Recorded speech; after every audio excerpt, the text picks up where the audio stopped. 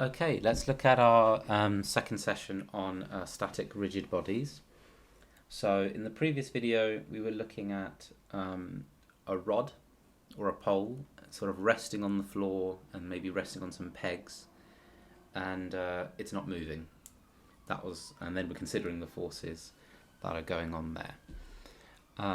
In this second part, we're going to look at another common scenario when considering static rigid bodies, and that's a ladder. So this is a really common one, a ladder leaning against a wall. And it's common because I suppose, it's a very relatable situation, but it's also one that works perfectly for this kind of modelling, for this level of modelling.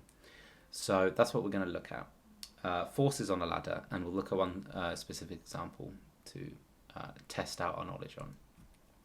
So first of all, just before we look at the example, let's consider what the forces could be on a ladder leaning against a wall.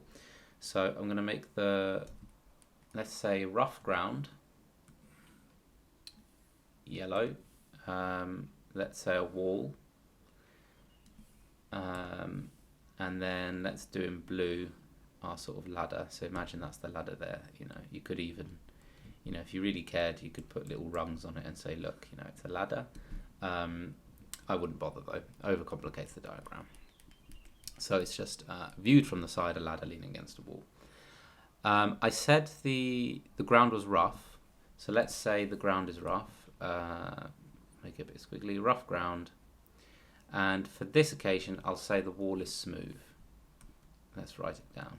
So rough and smooth. Okay. And it's a uniform ladder, which is usually the case. So remember, that means that the weight acts from the middle. Right. So I'm not going to give any numbers, but let's just say, let's just see if you can label the forces with what I would say is a reasonable name for the force and the direction correct. Okay. In this case, there are 4 forces. So take a moment.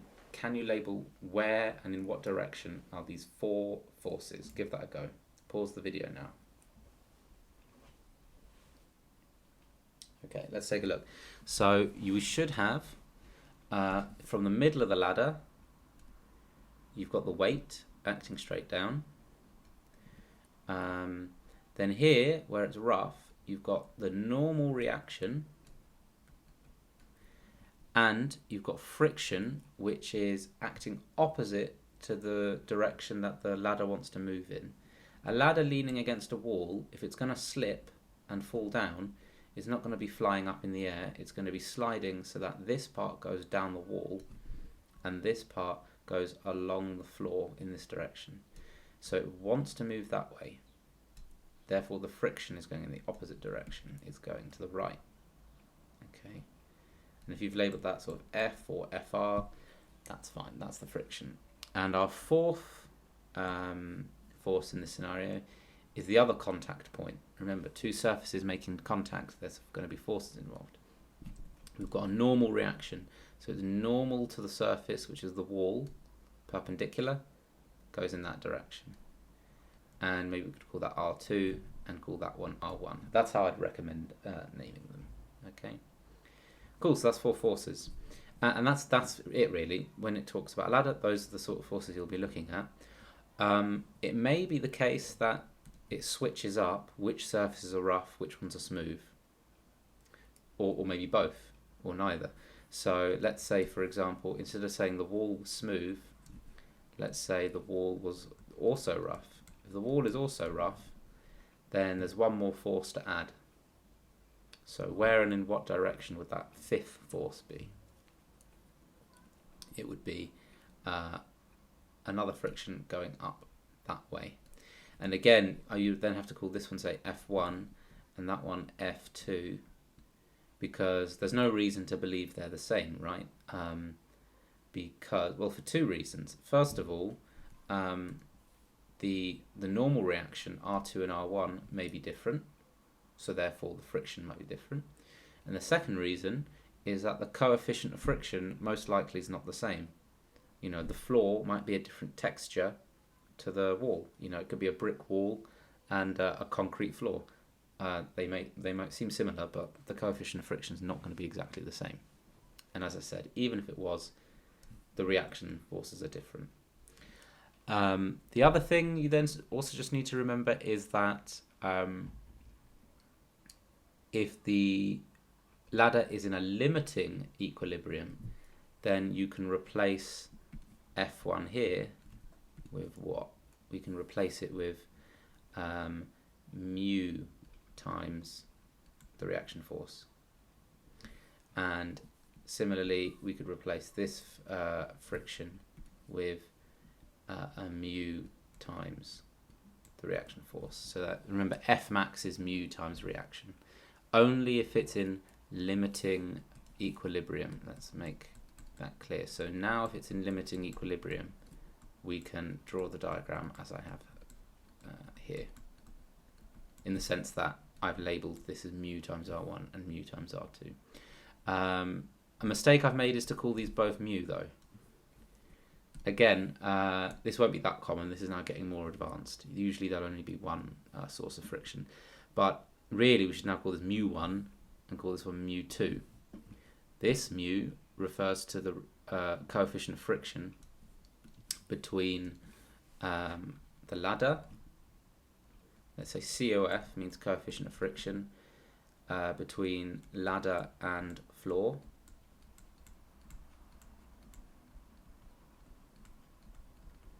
And this one here, mu2, this would be the coefficient of friction between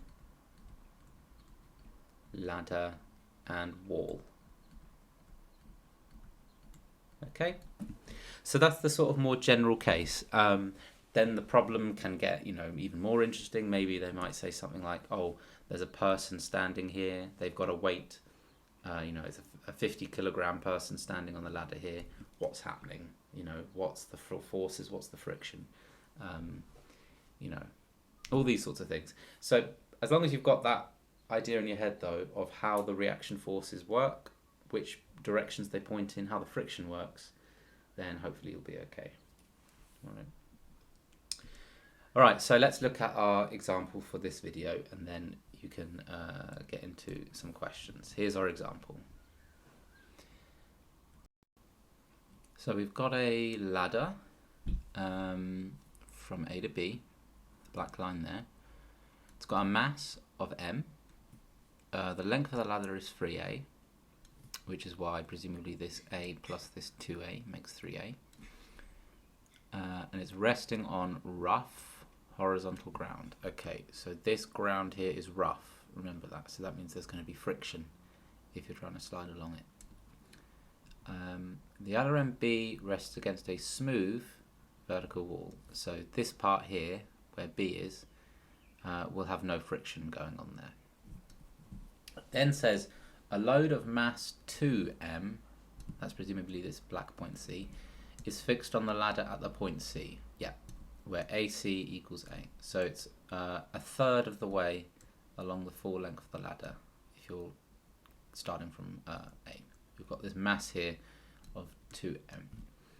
The ladder is modelled as a uniform rod in a vertical plane, perpendicular to the wall, and the load is modelled as a particle. So all that's saying is uniform is saying, let's make some notes here actually. So uniform rod tells us that the weight acts from the middle.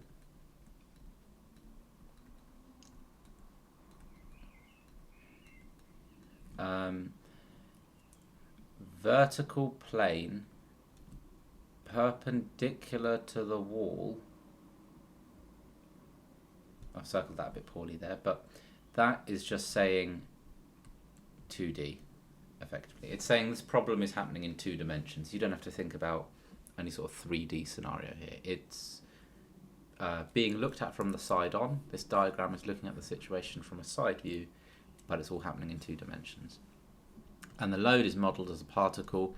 So this point C, although it's drawn as a black circle, it's modelled as a particle. So that's effectively saying the weight of the particle acts at the centre of where the particle is. So the weight of the particle acts from point C. Okay. The ladder rests in limiting equilibrium. Right, limiting equilibrium here, that's telling us that friction is maximal. So that's F max.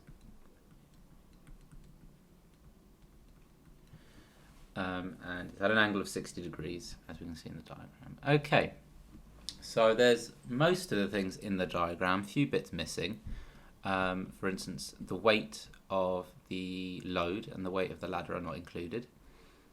So let's try and redraw this diagram, but this time adding on all the relevant forces. Okay, in fact, I might ask you to do that. See if you can. Redraw this diagram and add all of the relevant forces: friction, weight, reaction forces, normal reactions. See if you can do that first, and then I'll draw my version. Okay, so pause the video now.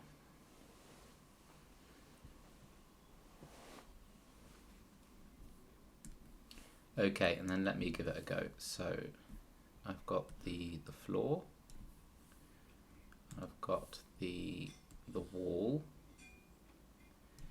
and let's add the ladder.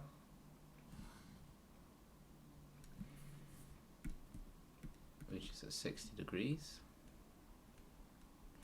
And let's add the weight already, actually, before we do anything else. So the weight is going to act from the middle of the ladder. Oops, from the middle of the ladder.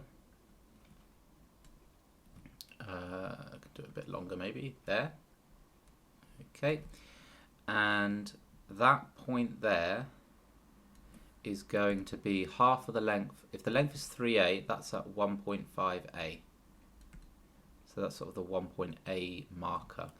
Maybe to make that clear, if I do it as a sort of distance, you can say that there, that's 1.5 times a. Okay. Right, and we also know that when we split up the components, let's do it now already, split up the components of this weight along the slope and perpendicular to it. Remember, this angle is the same as the angle of the incline, so that's 60 degrees. Okay. What's the weight? It's m. The ladder has mass m. So let's label that. So we've got mg downwards, and then these components here are going to be mg cos 60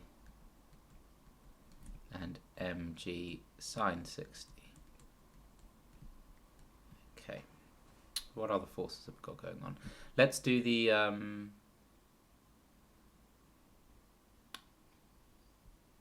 let me think about this for a second, actually. You know what, actually, maybe splitting up the weight, like I've just done there, again, we might not even need to do that. I'll rub it out for now, because I think the diagram might get a bit crowded, actually. So there's nothing inaccurate about what I just wrote there. If I were splitting it up the slope and perpendicular, that is how I would do it. Let's just focus on labeling the forces first, actually, because we might not need to do the components. The object on the ladder, so that's the thing at point C, so that's over here.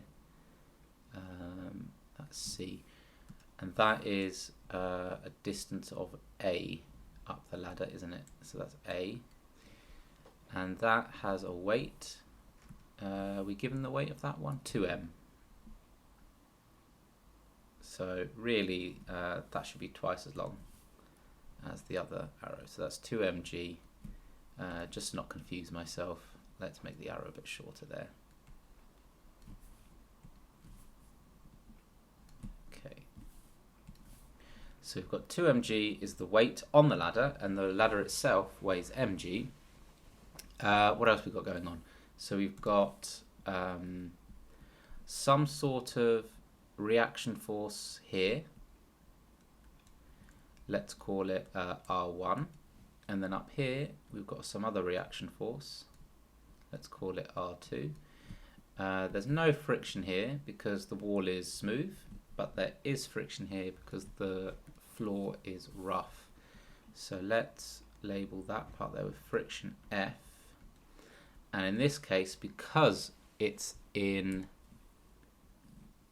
where was it? Limiting equilibrium? Yeah, there it is, limiting equilibrium. We know the friction is maximal. So F equals F max, which is equal to mu times the reaction, the normal reaction. So that's mu times R1. We aren't told what mu is, unfortunately. Okay, right, so that's labelled all the forces, I think. So let's start making some equations to tell us what's going on. I'm just going to clear away some of this red working there.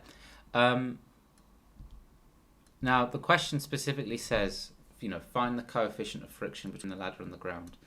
And what I think at this early stage is you don't have to sort of aim for a target of what it is you're trying to find. Instead, just draw the diagram and then start creating equations from what you know. And then from those equations, naturally, you'll eventually be able to find the coefficient of friction. But you don't have to think necessarily which variables am I going to have to eliminate, how will I get the coefficient of friction. Not at this stage. You might see that eventually, but for now, just make some equations. Okay. So the kinds of equations we can make, remember, are to do with the resultant force being 0 and the resultant moment being 0. So let's do some resultant forces first. So let's say horizontally. Let's see. So horizontally, what have we got going on? We've only got F equals mu R1 and R2. In this case, the one going to the right, if that's positive, is mu R1. And to the left is the R2. And that must be 0. Because the thing is in equilibrium. It's static. Then upwards, what have we got? We've got R1 going up. We've got 2 mg going down. And we've got a further mg also going down. That's a total of 3 mg going down. So R1 up minus 3 mg going down. That should also be equal to 0. Okay. Right. So we've currently got there 2 equations and 3 unknowns, mu, R1, R2. Oh, and I suppose technically m is also unknown, so in a way 4. So we're going to need some more information, right? We're going to need some more equations. So that's where we can start now thinking about moments. So what can we do about moments?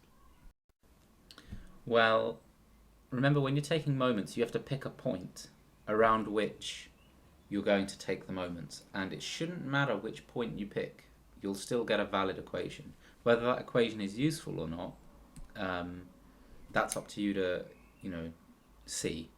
If you pick a point and the equation seems a bit useless, then just pick a different point. But here, what I think I'd advise is you want to generally pick a point which eliminates a lot of unknowns, because wherever you pick your point around which you take the moments, the forces at that point will not be included. So for instance, if I take my point as this point here, where the mg weight is, then the forces I'm consider will be R2, the 2 mg, and these two here, but I won't have to think about the mg. Similarly, if I pick that point there, I would think about these 4 forces, but not that force itself. So I'm going to pick this point here, which is A on the diagram technically, capital A, because then the moments of these two forces are just 0 because the perpendicular distance is 0. So let's take moments about that point there. I haven't labelled it on my version, but it's here, isn't it? It's capital A. So let's say moments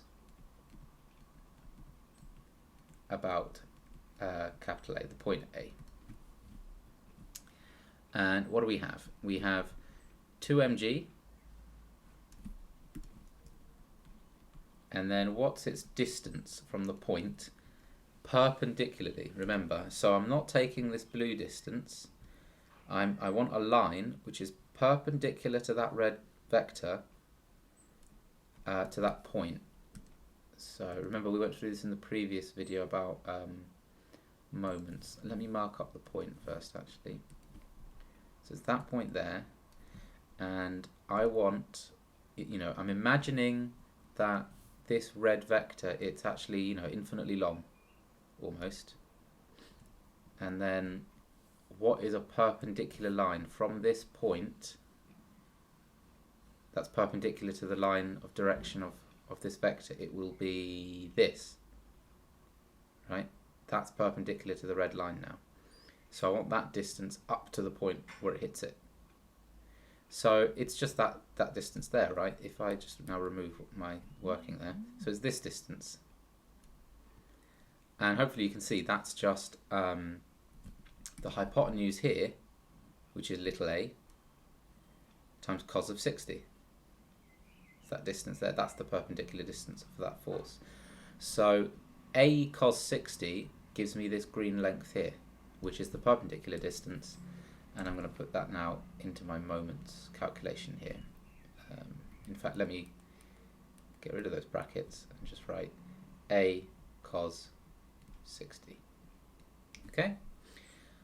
So that's the magnitude of the force, 2mg, times perpendicular distance from the point, a cos 60. What's my next one? So notice also, I've done this as a positive, so that must mean I'm taking anti-clockwise as positive moments. So anything going in that direction is positive, anything going in that direction is negative. Let's look at this one, mg. Similar logic, the force magnitude is mg. It's also anti-clockwise, so I'll do plus. And instead of it being a cos 60 to give me that line, it's going to be 1.5a times cos 60 to give me that distance there. That's the perpendicular distance. 1.5 a cos 60. Okay. In fact, to be honest, cos 60, instead of just writing cos 60 constantly, I could just write a half, couldn't I? Because cos 60 is a half. So let's simplify this a bit. Cos 60, let's get rid of that. And then if it's a half, we can multiply this 2, so we can get rid of that, and we just get mga. And similarly, 1.5, that's 3 over 2. So 3 over 2 times cos 60 is a half gives me 3 over 4. So I end up with 3 over 4 mga. Okay, those are my two moments so far. I'm just simplifying a bit so we don't keep the complicated trig all the way through. So that's those two moments. And what about this one? This one's now pointing in the other direction, so it's going to be a minus. Minus R2 times perpendicular distance. So that would be the height of this red line here, right? Because really, so this is the point, and it's perpendicular distance to the line of the vector. Let me just draw it in detail one more time, okay, because it can get a bit weird. That's the line of the force, that red line. The point I'm interested in is that one there. And then if I draw a line from that point, if I draw a straight line from that point, which is perpendicular to the red line, which is the direction of the force, it's that, right? And I have to just hit it perfectly. It's that height. But that height there, that green line, that's the same thing as this height here, isn't it? It's exactly the same. And what's this red height here? It's the hypotenuse of the triangle, 60 degrees. So that's 3a, the length, hypotenuse, times sine of 60 gives me the opposite, which is that, which is the same thing as this. So that's the perpendicular distance. It's 3a, the hypotenuse, the blue line, times cos of 60. Or sorry, I should say sine of 60. Okay.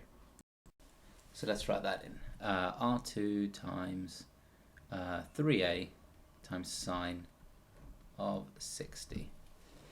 And we can do a bit of simplification again already. Sine 60, that's root 3 over 2. Remember, sine 60 is root 3 over 2.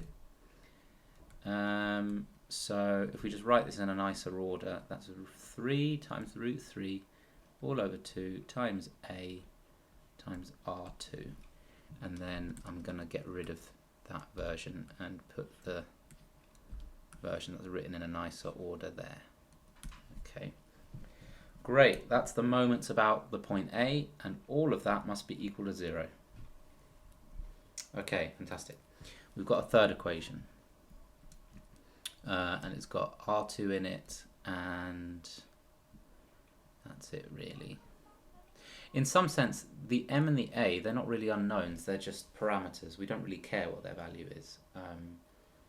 So in some sense, this is 3 equations, 3 unknowns. With R1, R2 and mu, we should be able to find them now, at least in terms of M, G and A. So I suppose that's it, we should do that. Let me just get rid of this and just make it clear that these are now 3 equations we've got to work with. Okay, we've got this, we've got this, and now we can play with these. We will rearrange them, we'll try and eliminate variables, and eventually we're aiming to get the value of mu there. Okay, so you can try it, I suppose, if you want to. If you think you can solve it now at this stage, you can feel free, you can pause the video now. Otherwise, let's finish it off. I'm just going to remove the diagram to have some space to work with. Now, annoyingly, the software just crashed while I was running through the explanation of solving those equations.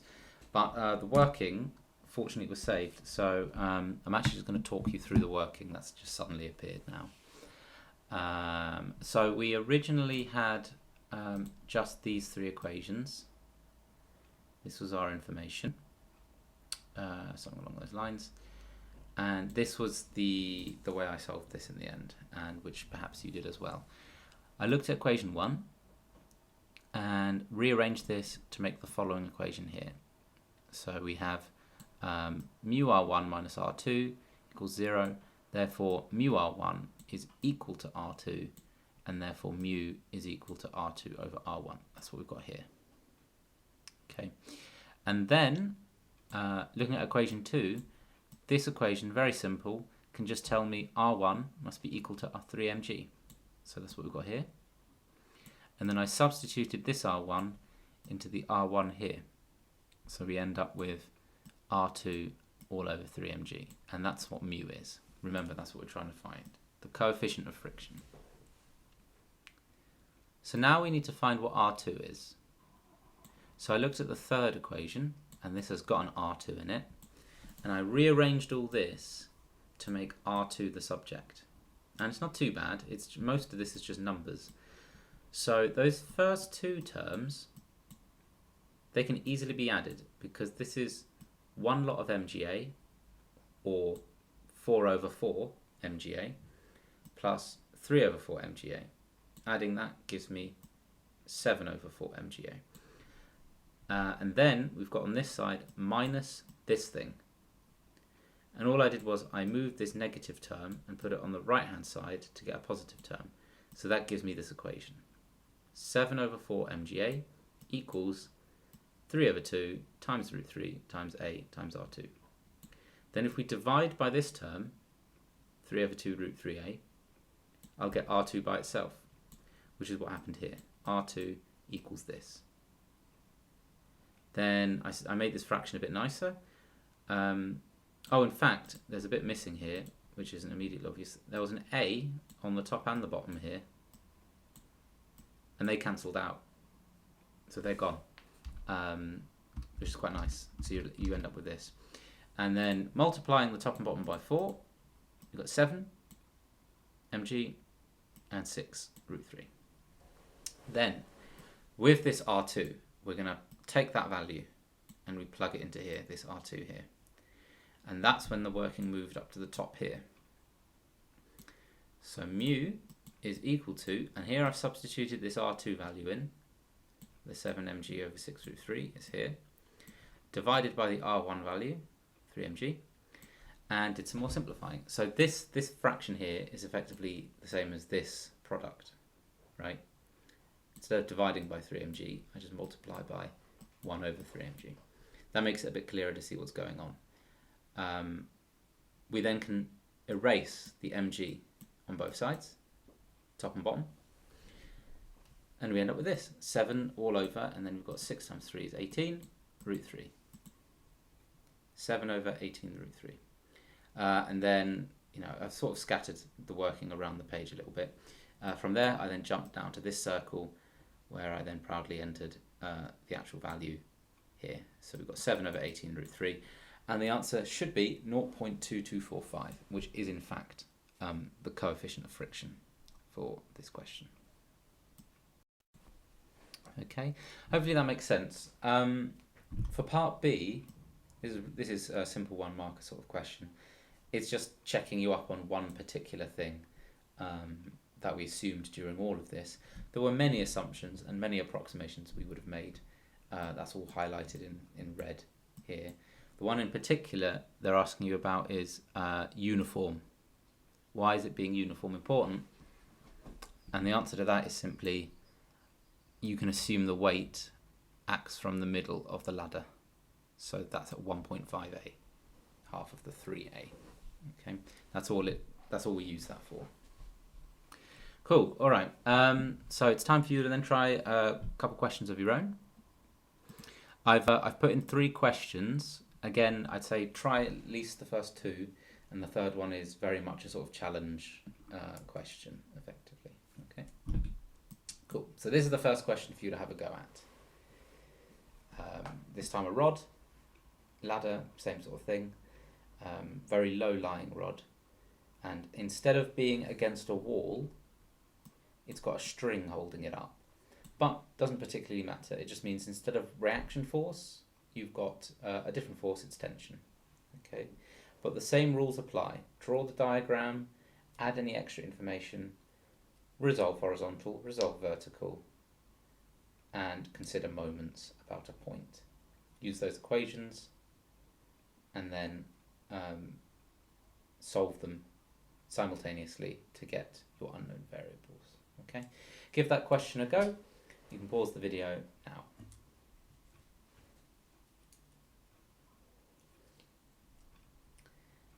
And the answers are here.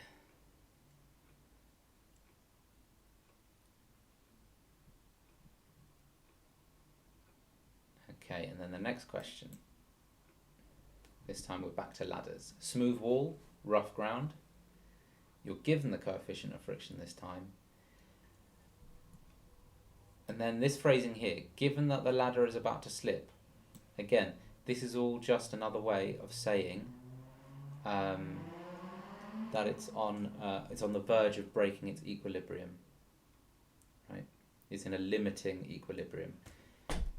Given that the ladder is about to slip is, again, it's just a code for saying the friction is maximal. Okay, so give that question a go. Pause the video now.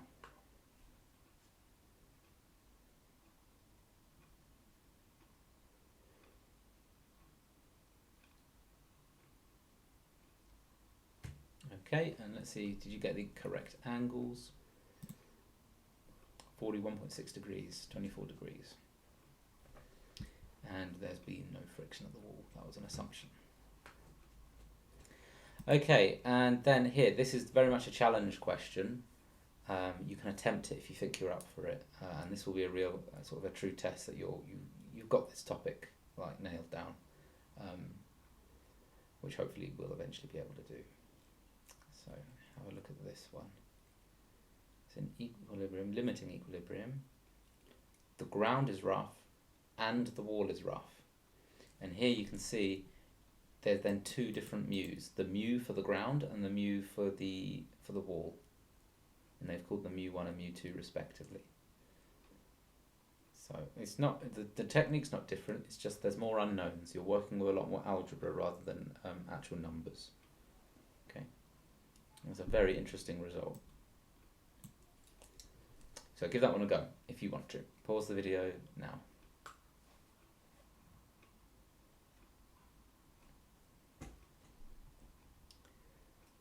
Okay, and here is an extremely short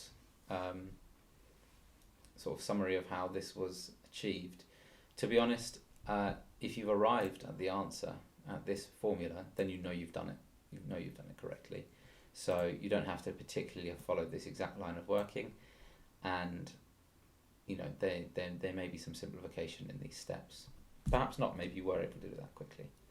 But yeah, cool. All right.